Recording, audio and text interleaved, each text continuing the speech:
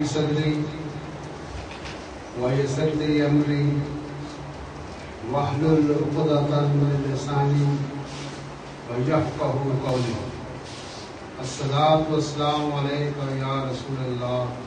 وسلم عليك يا حبيب الله. اللہ سبحانہ وتعالیٰ کا لاکھ لاکھ شکر عظیم ہے کہ مالک الملک نے ہمیں اپنی یاد کے لیے یہاں اکٹھا ہونے کی توفیق عطا فرمائی. لاکھوں کروڑوں درود و سلام حضرت محمد مصطفیٰ صلی اللہ علیہ وآلہ وسلم کی ذات اقدس اور اطہر پر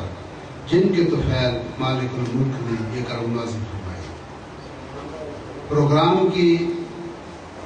جانب بڑھنے سے پہلے جو ہمیشہ کا ہمارا معمول ہے کہ ہم 2-3 آیات قرآن حکیم کی پڑھتے ہیں اور اس کا ترجمہ اور تفسیر بیان کرتے ہیں.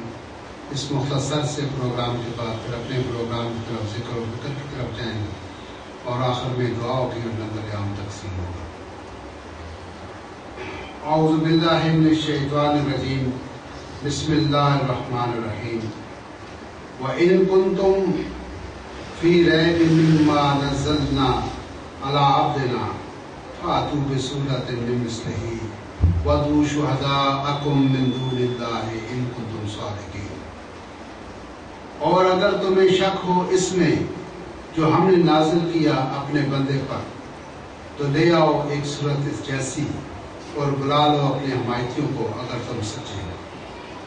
یہ قرآن حکیم کی صداقت کے بارے میں یہ آیت اتنی ہے کیونکہ یہ بڑی ایک خاص بات ہے، یا جو بھی آپ سنتے ہیں وہ بڑی قیمتی باتیں ہوتی ہیں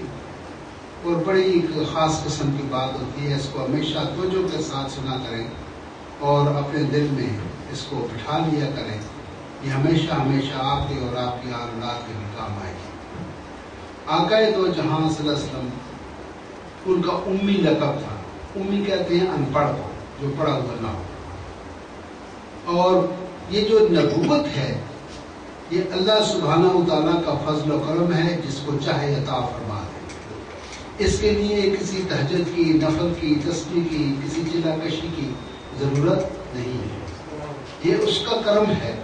جس کو چاہے وہ بنا دے. ہمارے آقا دو جہاں کا ایک جو تخلص ہے وہ مصطفیٰ ہے. کیا ہے؟ مصطفیٰ. مصطفیٰ کا معنی یہ ہے چنا ہوا، کہ اللہ سبحانہ وتعالیٰ نے اپنی تمام کائنات میں سے اور تمام انسانوں میں سے جو روز اول سے پیدا ہو کر قیامت تک جو لوگ آئیں گے ان میں سب میں سے اللہ سبحانہ وتعالیٰ نے جتنے بھی بنی نوع انسان ہیں اولاد آدم ہے یا ہوگی قیامت تک، اس میں سے اللہ سبحانہ وتعالیٰ نے اپنے پیارے محبوب محمد مصطفیٰ کو چن لیا. یہ ہے انتخاب کا لینا، چن لینا. بات ایسا ہوئی تو حضور کا جو تخلص ہے وہ مصطفیٰ بھی ہے. مصطفیٰ مانا ہوتا ہے چنا ہوا. تو حضور کا جو ایک لقب تھا امی ماتا ہوتا ہے ان پڑھا ہوا نہ ہو، جو کسی مدرسے کا، کسی کالج کا، کسی یونیورسٹی کا پڑھا ہوا نہ ہو، اس کا کوئی استاد نہ ہو. اس کو جو علم عطا ہوتا ہے پیغمبر کو وہ وحی کے ذریعے عطا ہوتا ہے. یہ اللہ سبحانہ وتعالیٰ ڈائریکٹ اس کو عطا فرماتا ہے. لہٰذا آقا دو جہاں صلی اللہ علیہ وسلم کسی مسجد کے، کسی مدرسے، کسی مکتب کے، کسی یونیورسٹی کے، کہیں کے وہ پڑھے ہوئے نہیں تھے، کوئی سند یافتہ نہیں. تو اللہ سبحانہ وتعالیٰ نے یہ قرآن حکیم ان پر یہ نازل فرمایا اور یہ آیات پڑھ کر لوگوں کو سناتے تھے. اور وہ جو مشرکین تھے، جو منافقین تھے، وہ کہتے تھے کہ یہ چونکہ عربی ہیں اور یہ شاعر ہیں، یہ خود اپنی طرف سے بنا لیتے ہیں. تو اس میں یہ اس کی صداقت کے اوپر، اس کی جو نزول من جانب اللہ ہے اس کے اوپر شک و شبہ کرتے تھے. تو اللہ سبحانہ وتعالیٰ نے مشرکین کو یہ کہا کہ اگر تم سچے ہو تو تم اس جیسی ایک صورت کوئی آج بنا کے لے آؤ. تو وہ جو یہ ان کو چیلنج کیا گیا کہ اگر تم لوگ اپنے دعوے میں سچے ہو تو تم بھی اس جیسی قرآن کی آیاتیں ہیں، یہ صورتیں ہیں، ان جیسی ایک صورت اور ایک آیات تم بھی بنا کے لے آؤ. ان کنتم، اگر تم فی ریب، کسی کا شک و شبہ میں ہو، مما نزلنا، جو کچھ کو ہم نے نازل کیا اللہ عبدنا اپنے بندے پر فاتو پس لے آؤ بصورت کوئی ایک صورت من مثل ہی اس جیسی وَدُو شُهَدَاءَكُمْ اور اپنے حمایتی جو ہے تمہارے ان کو بھی بلا لو من دون اللہ اللہ کے سوا اللہ کو نہیں بلانا باقی اپنے حمایتیوں کو بلا لو ان کو تم صادقین اگر تم سچے ہو فَإِن لَّمْ تَفْعَلُوا وَلَن تَفْعَلُوا فَاتَّقُوا النَّارَ الَّتِي وَقُودُهَا النَّاسُ وَالْحِجَارَةُ وَأُعِدَّتْ لِلْكَافِرِينَ پھر اگر ایسا نہ کر سکو تم نہیں ایسا نہ کر سکو اور ہرگز نہ کر سکو گے نہ تم ایسی صورت ایسی آیات لا نہیں سکتے تو فَاتَّقُوا پس ڈرو النَّارُ اس آگ سے جو جہنم کی آگ ہے اس کا وقودھا اس کا جو ایندھن ہے اس کا جو بالن ہے جس سے وہ دوزخ تیار ہوئی ہے اس میں انسان اور پتھر جلتے ہیں پتھر اور انسان اس جہنم کی آگ کا ایندھن ہے وَأُعِدَّتْ لِلْكَافِرِينَ جو تیار کی گئی ہے کافروں کے لیے بنائی گئی ہے وَبَشِّرِ الَّذِينَ آمَنُوا اور خوشخبری ہے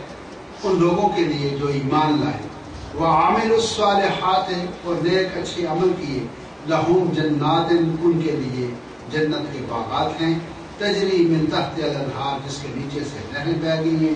کلما رزقوا منها من ثمرات رزقا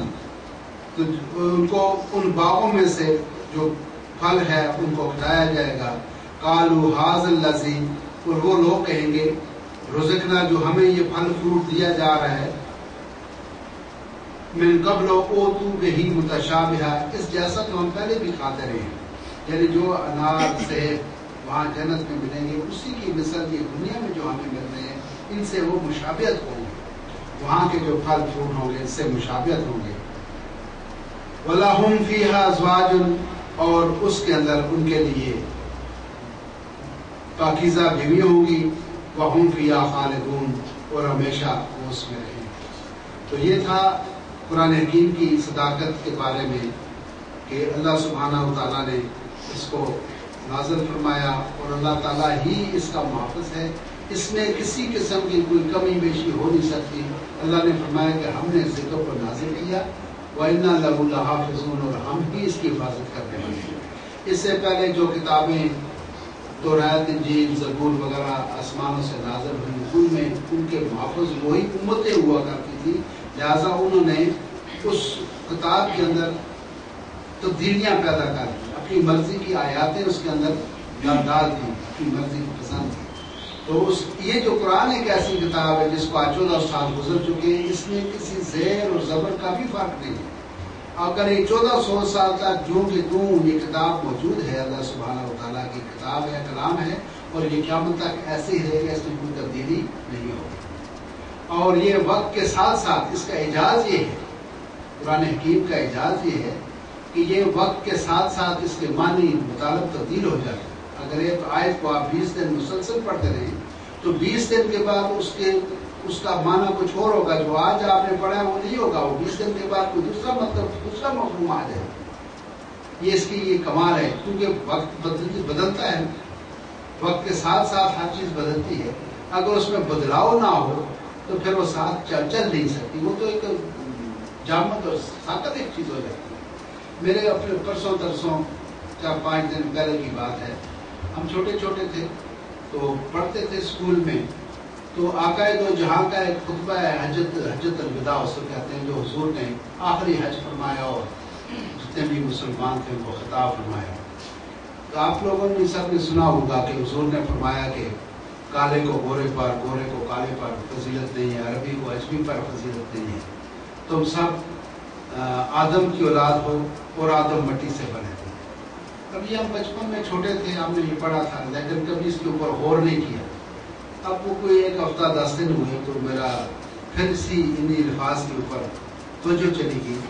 تو وہاں بڑا خاص نقطہ تھا جو میں آپ کو بتانا چاہتا ہوں آقا دو جہان جب خطاب فرما رہے تھے اس وقت آپ جزیرہ نما عرب جس کو اب سعودی عرب کہتے ہیں وہیں کے لوگ تھے تو حضور نے فرمایا کہ تم اس میں لفظ جو قابل ہو رہا ہے حضور نے فرمایا کہ تم آدم کی اولاد ہو اور آدم مٹی سے بنے آدم کی اولاد میں امریکہ آسٹریلیا پورا ارض جو ہے اس کے اندر آتا ہے جہاں بھی آپ جائیں تو اولاد تو سب آدم کی ہے نا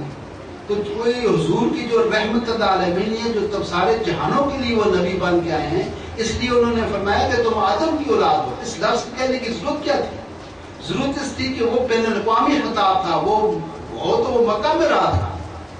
خطاب تو حضور کا مکہ میں ہو رہا تھا، لیکن آپ نے مخاطب اولاد آدم کر کے کہا، کیونکہ آپ ساری اولاد آدم کے لیے نبی تھے، اس لیے انہوں نے اس وقت یہ لفظ استعمال کیا کہ تم آدم کی اولاد ہو اور آدم مٹی سے بنے۔ اس میں آسٹریلیا بھی ہے، امریکہ بھی ہے، برطانیہ بھی ہے، افریقہ بھی ہے، کوئی زمین و آسمان میں جتنی بھی مخلوق ہے وہ سب آپ کی مخاطب ہے۔ تو کیونکہ آج اگر تو امریکہ میں بھی مسلمان ہوگا تو وہ بھی کلمہ محمد مصطفیٰ کا پڑھے گا، اگر چین میں، رشیا میں کہیں بھی کوئی آدمی مسلمان ہوگا تو کلمہ وہ کالی کمری والے کا ہی پڑھے گا۔ اس کا مطلب یہ ہو کہ تمام جتنی بھی قرآن ہے اس کے لیے جو کتاب ہے یہی کتاب ہے، اللہ کی کتاب، اور جو رسول ہے وہ ہمارے نبی و آقا اور مولا وہی نبی ہے سب کے، اور قیامت تک جتنی مخلوق آئے گی وہ کلمہ محمد مصطفیٰ کا ہی پڑھے گی اور کسی کا نہیں پڑھ سکتا۔ لہذا اللہ سبحانہ وتعالیٰ نے جہاں فرمایا وَمَا أَرْسَلْنَاكَ إِلَّا رَحْمَةً لِلْعَالَمِينَ، میں نے اپنے محبوب کو تمام جہانوں کے لیے رحمت بنا کے بھیجا۔ اچھا، رحمت کا مطلب کیا آپ کو بتا دوں باتوں میں، جو کچھ ایسے لفظ آتے ہیں جن کا معنی بتانا ضروری ہوتا ہے۔ دیکھو بچوں، ایک بڑی خاص بات ہے کہ قرآن میں اللہ فرماتا ہے، آگے ہم پڑھیں گے مَن یعمل مثقال ذرۃ خیرا یرہ ومن یعمل مثقال ذرۃ شرا یرہ، جو ایک مسکال برابر برائی کے دانے کے برابر بھی اچھائی کرے گا اس کو اچھائی ملے گی، اور جو برائی کرے گا اس کو برائی ملے گی۔ اگر اس قانون کو مان لیا جائے تو پھر رحمت کا اور شفاعت کا مقصد فوت ہو جاتا ہے۔ جو کرے گا سو بھرے، آپ نے اچھائی کی تو اچھائی ملے گی، بدلہ اچھائی ملے گا، برائی کی تو برائی ملے گی۔ تو پھر شفاعت کا اور رحمت کا مقام کیا ہوگا؟ اس لیے کہ ایک شخص جو سزا کا مستحق تھا، اگر اس کی سزا معاف ہو جاتی ہے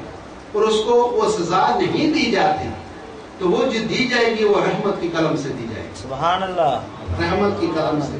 جو حضور پاک رحمت، دیکھیں نا، جو آپ سب تاریخ پڑھے ہوئے ہیں، پڑھے لکھے لوگ ہیں، جو لوگ مکان میں تھے 80 سال 90 سال 100 سال ایک شخص برائیوں میں پڑا رہا، شرک کرتا رہا، بتوں کو پوچھتا رہا، شرابیں پیتا رہا، زنا کرتا رہا، قتل کرتا رہا، ڈکیتیاں چوریاں کرتا رہا، رازنیاں کرتا رہا، اب وہ آدمی ظاہر سزا کا مستحق ہے یا نہیں ہے نا؟ کیونکہ اس نے کوئی اچھا کام تو کیا ہی نہیں، لہٰذا وہ آدمی جہنمی ہے، دوست دیا اس نے جو دوزخ میں جانا ہے، سزا کو اس کو ملے۔ لیکن جب اس نے کلمہ محمد مصطفیٰ کا پڑھ لیا، اس نے کہہ دیا لا الہ الا اللہ محمد رسول اللہ، تو اس کے جو 80 سال کے گناہ تھے وہ معاف ہو۔ وہ معاف کس سے ہو گئے؟ اگر 5 منٹ کے بعد اس 80 سالہ وہ اس نے گناہوں کے سمندر میں رہا، 80 سال کے بعد اس نے نبی پاک کا کلمہ پڑھ لیا، 5 منٹ کے بعد مر گیا، آپ خود فیصلہ کر لیں وہ جنت میں جائے گا یا جہنم میں جائے گا؟ وہ جنت میں جائے گا، کیونکہ اس کا کلمہ آقا دو جہاں کا پڑھ لیا۔ تو جب آقا دو جہاں کا کلمہ پڑھنے سے ان کا نام نامی اسم گرامی اس نے اپنی زبان سے لے لیا اور حضور کا نام اپنے دل میں بٹھا لیا، تو اس کے 80-100 سالہ گناہ اس کے معاف ہو، اس لیے معاف ہو گئے کہ وہ رحمت کے صدقے میں معاف ہو۔ تو آقا دو جہاں رحمت اللہ علیہ نے جنہوں نے ان کا کلمہ پڑھا وہ لوگ صحابہ اکرام ہو گئے، صحابہ اکرام ہو گئے۔ اب ولی اللہ ہو سکتا ہے، غوث ہو سکتا ہے، کتب ہو سکتا ہے، شہید ہو سکتا ہے، لیکن صحابی کے درجے کو وہ پہنچ نہیں سکتا۔ جو درجہ ان جنہوں نے جن آنکھوں نے آقا دو جہاں کا دیدار کر لیا وہ صحابی ہو،